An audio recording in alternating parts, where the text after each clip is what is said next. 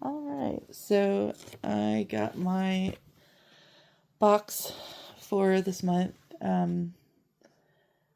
If I sound like crap, it's because I've got COVID. That's right after 4 years, it finally got its grip on me. Thankfully, because of my medical conditions, I was able to get Paxlovid. I've been on it for 3 days so far. Feeling better. I was feeling terrible the first day that I got it, or I had symptoms, but feeling much better. So, yeah. So I went ahead and opened this because I didn't feel like crossing out my label. But this month's is from Italy, and I love Italy, so this is gonna be so great. So let's just dive right into this. First we have Mr. Taralino, tomato and oregano flavored crisps of some kind, oven baked crackers. Let's see. Taralli are a type of O-shaped crackers that hail from southern Italy. These tarallini are simply petite versions of the original, made from simple ingredients like wheat flour, salt, olive oil, and water. These crackers are delightfully light with a crunchy, crumbly texture.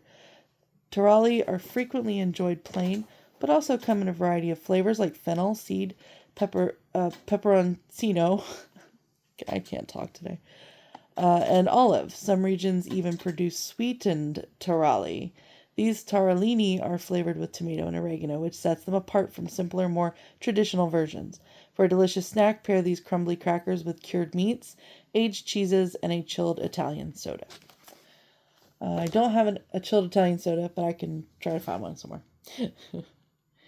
Let's go with this one. Okay, so there's that word that I can't say again. I don't know if you can see. These are potato chips with the pepperoncino sweet chili flavor. When potatoes were first introduced in Italy, they were referred to as tartufoli, meaning small truffles, and weren't considered a fitting food for humans. Aw, sad. Only animals. Aw. Many even believe the root vegetable to be poisonous. Today, potatoes are an important part of the Italian diet. Italians enjoy their potatoes fried, pureed, and in the form of chips. In fact, you'd be hard-pressed to find an Italian bar without potato chips on the menu.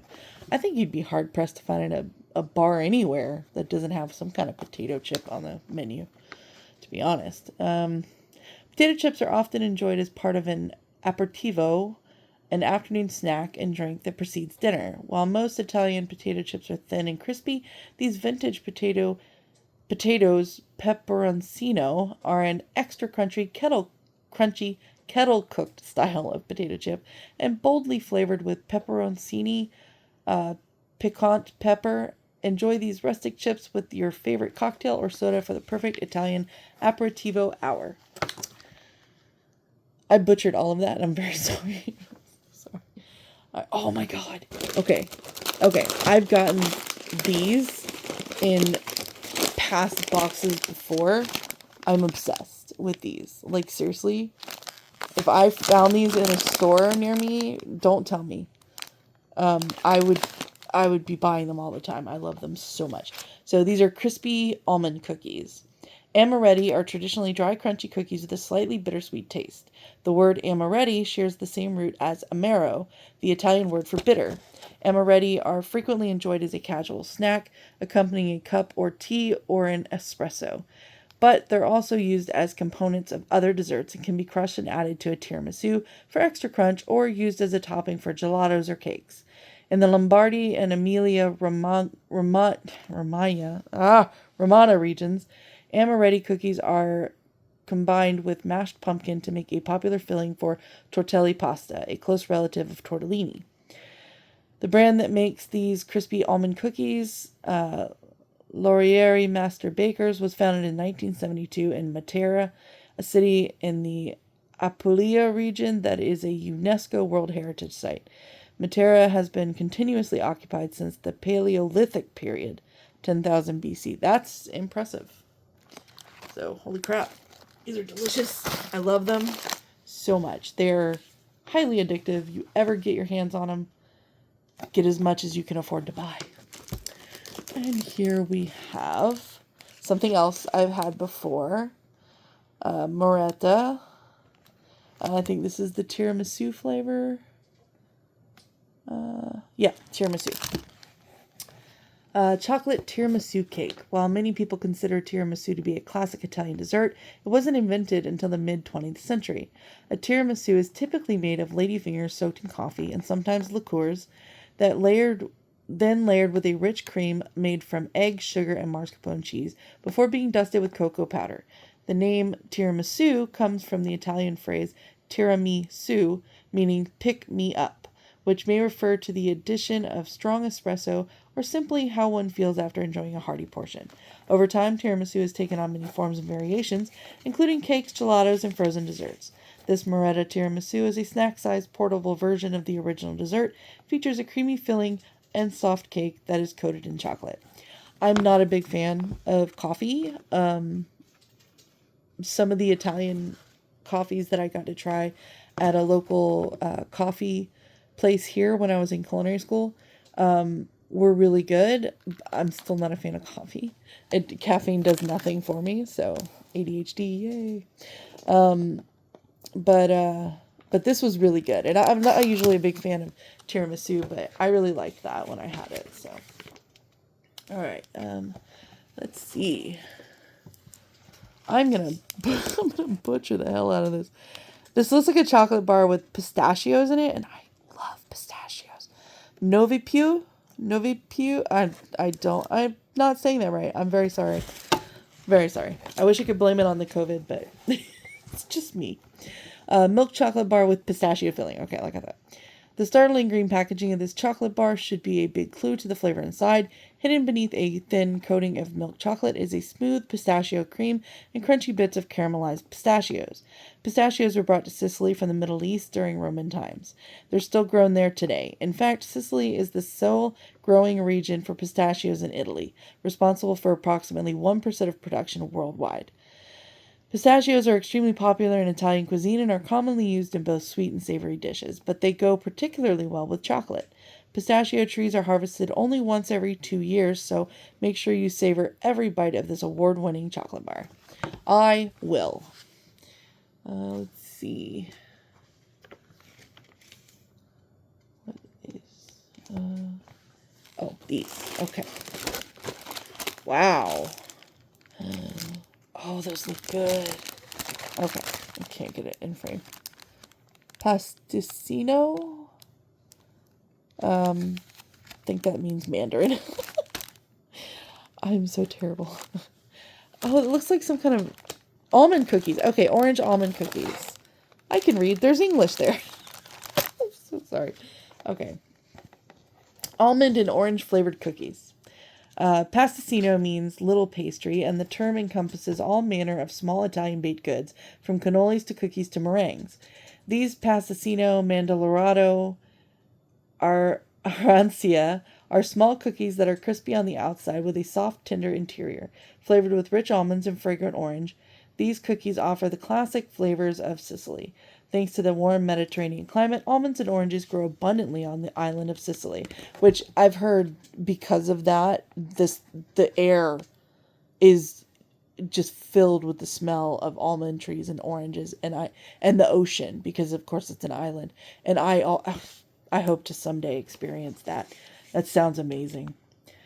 Thanks to the warm... Okay, I already read that part. Grow abundantly on the island of Sicily, and traders likely brought both from the Middle East sometime between 2000 and 1000 BC. Pasticcini are ideal as an afternoon treat and go especially well with tea or a cup of strong coffee. I always forget how much Italians love coffee. And they do make some good coffee, so I'm not even going to judge. If you want to enjoy these pasticcini the Italian way, be sure to pair them with an espresso. Well, I'm not going to do that. but definitely more power to you. All right, what do we got now? God, gee, you can't really see it at all. Okay, I can't get the whole name in here, but think that says pan tosto. It's a bruschetta of some kind. Crunchy, delicious, and fine tasting bruschetta. Yes. Okay. I hope I'm saying that right. Garlic and parsley bruschetta bites. Founded in 1978 in Torino, La Mole began as a bakery specializing in Tirinese breadsticks. The company has since grown and expanded its offerings to include a range of sweet and salty baked goods.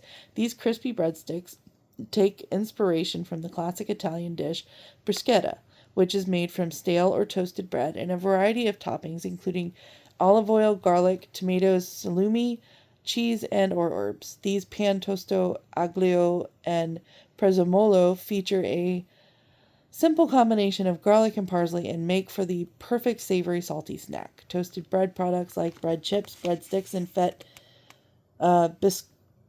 biscottate, a slightly sweet bread cracker, are popular throughout Italy and enjoyed as simple snacks or incorporated into meals. It looks really good. Like, really good. I love bruschetta. So, I'm kind of eager to try it. When I first saw it, like, okay, does that not look like a little tiny spinach quiche?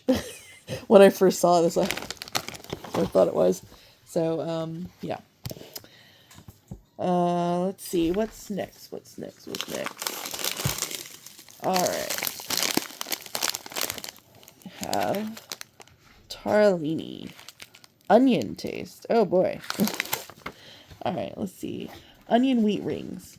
Tarali crackers come in a variety of flavors, most commonly fennel seed, peperoncino, and of course plain. Most varieties of tarali are fairly mild, which makes them a great accompaniment to cheeses, meats, olives, and fruits. Terra di Puglia's, oh my god, I'm not going to try and pronounce that word. Product line features innovative and non-traditional flavors. These onion-flavored torellini cater to a more global palate with a nod to American and British snacks that feature sour cream and onion or onion and cheese flavors. These crumbly crackers pair well with various cheeses and cured meats, but they're also quite tasty on their own. Their unique ring shape also makes them fun to eat. Some Italian children and even some adults enjoy placing torellini on their fingers and eating them one by one. Give them a try and you'll soon understand why Italians can't get enough of these salty, savory snacks. Ooh. Sounds interesting. And they do look fun. They kind of look like little Cheerios. But, yeah. I don't mind onion, sour cream and onion. It's good. Alright, let's see. Trying to go through these. Ah, there it is. Okay. Through the book. So, there's these. Oh, they look like little tiny pies. They look so cute. Snack biscuits with cranberry and sesame seeds. Ooh. Tell me more. Cranberry and sesame cookies. I cannot pronounce that word, so I'm not going to try. Are small waffle cookies reminiscent of pizzelle.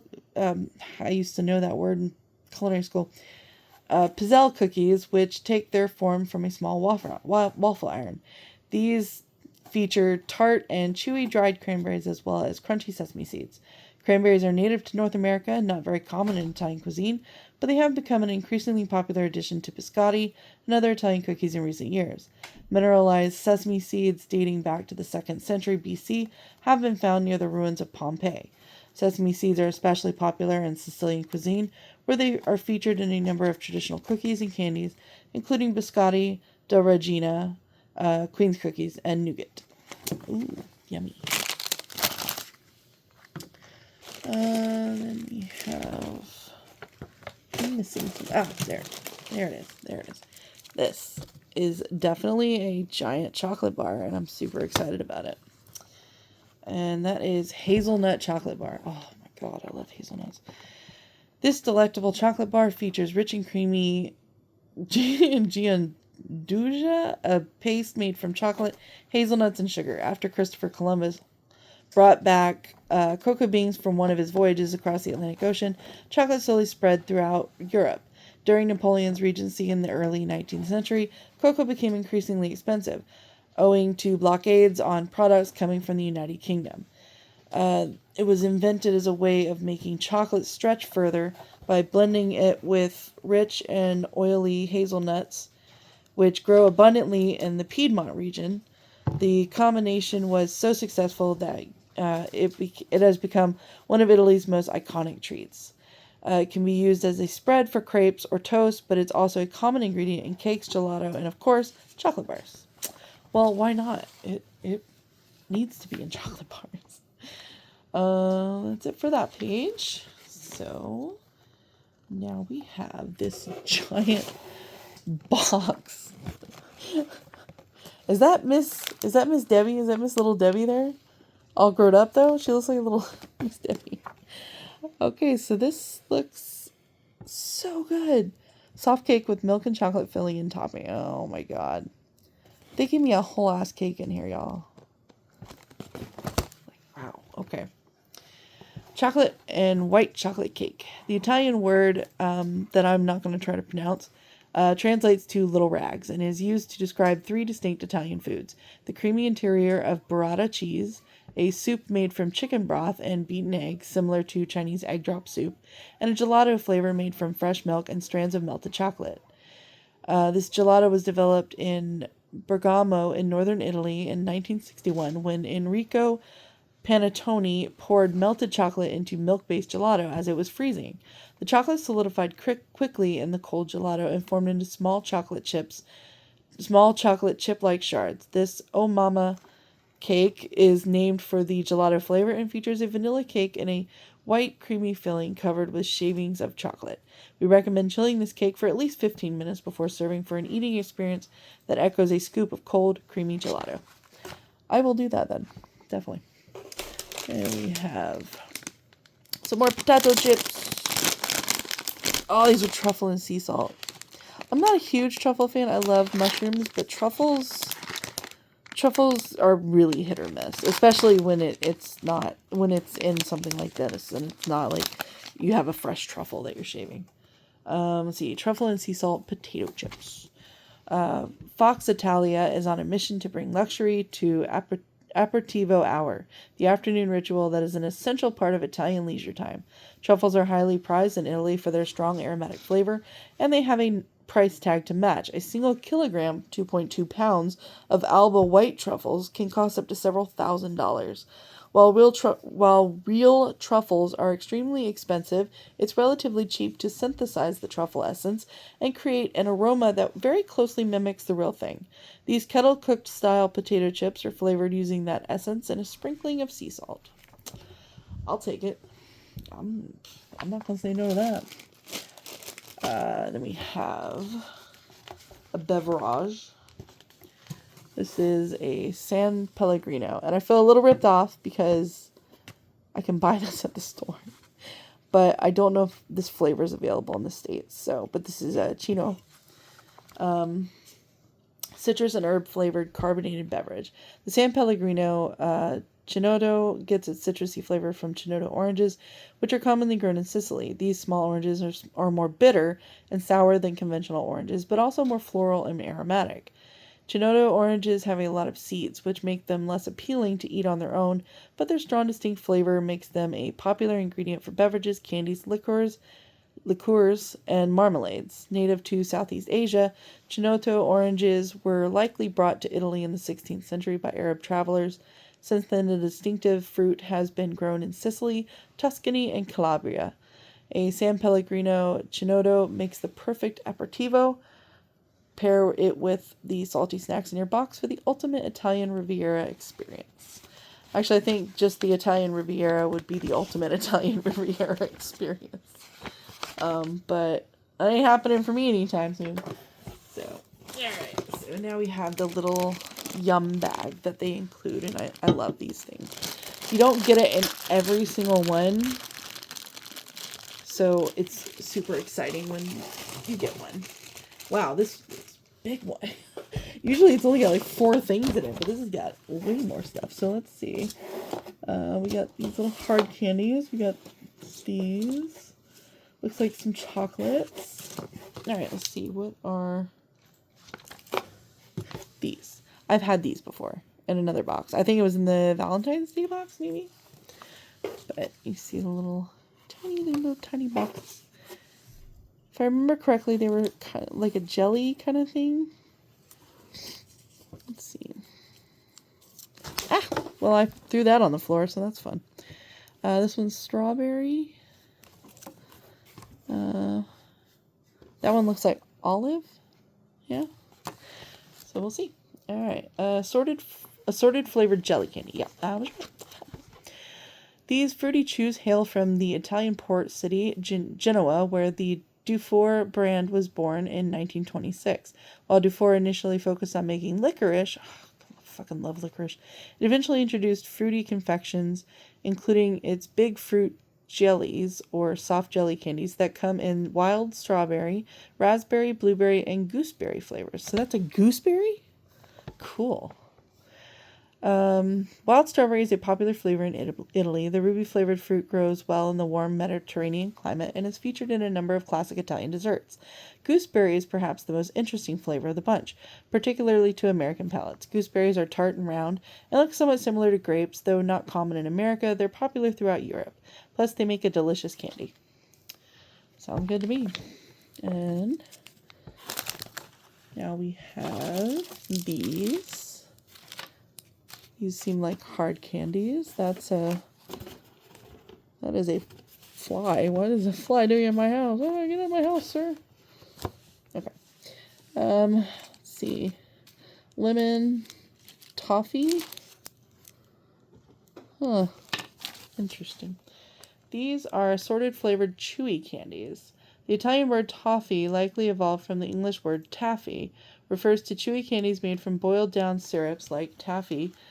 Like taffy, these millefrutte toffee are sweet and chewy, but made even better with a bold fruit flavor. Millefrutte translates to 1,000 fruits, a fitting name for these candies, which come in lemon, orange, strawberry, and peach flavors. Francesco Mole founded Ella in 1909 in the Italian port city of Genoa. While most traditional Italian candies feature flavors like mint, anise, and coffee, the flavors of millefrutte toffee reflect Genoa's unique position as a port. Citrus fruits like lemons and oranges would have been imported from Sicily, while strawberries and peaches would have historically come from France. That's cool. Next, grab these red things. Sorry, I gotta scroll over here. These are cola-flavored hard candies. Oh, man, cola-flavored anything is a hit and miss usually with me. But we'll give it a try. Let's see. Ella Dufour Sells Cola is an Italian hard candy with a fizzy surprise in the center. I don't like the sound of that. Seltz is the Italian word for seltzer. You might know it as sparkling water. And these candies certainly sparkle in your mouth. Hiding beneath the hard candy layer is a core of carbonated powder that mimics the feeling of a bubbling beverage. Seltz cola candies were invented by a French family living in Genoa and take inspiration from classic Italian sodas like limonata, a tart sparkling lemonade, aranciata, a fragrant orange soda, and chinotto, a fizzy, bittersweet beverage made from a blend of herbs and botanicals. Seltz Cola is so beloved, it even inspired another fizzy candy called Zotz, which was popular in America in the 1970s and 80s, a time when other novelty candies like Nerds and Pop Rocks were also trending. Nerds and Pop Rocks, I remember.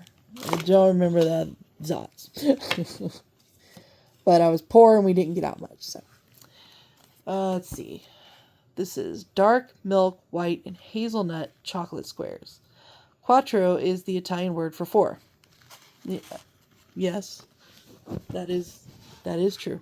The number of layers that make up this multicolored chocolate treat. Since Cremino-style chocolates typically have only 3 layers, the Novi Quattro